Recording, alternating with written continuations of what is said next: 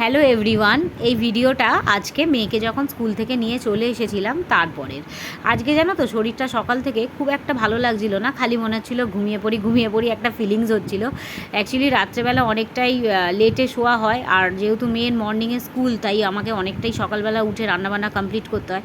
তো আজ আর না সেরকম কিছু ইচ্ছা করছিল না যে রান্নাবান্না কিছু করি, মানে ওরম ভালো লাগছিল না। তাই আজকে শর্টকাটের মধ্যে আমার তো খুব মনের মতন একটা রান্নাবান্না করেছি। ইভেন আমি কেন, আমার মেয়েরও যা রান্না করেছি ভীষণ পছন্দের।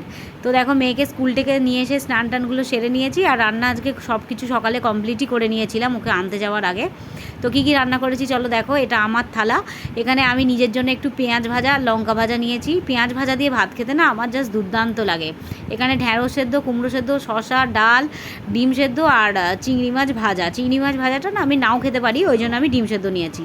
আর দেখো, এখানে মেয়ের জন্য নিয়েছি শসা, ওটা আলু সেদ্ধ, চিংড়ি মাছ ভাজা, ডাল আর একটা ডিমের পোচ। কারণ মেয়ে এক এক দিন চিংড়ি মাছ খেতে খুব পছন্দ করে, আবার এক এক দিন বলে চিংড়ি মাছ খাবো না।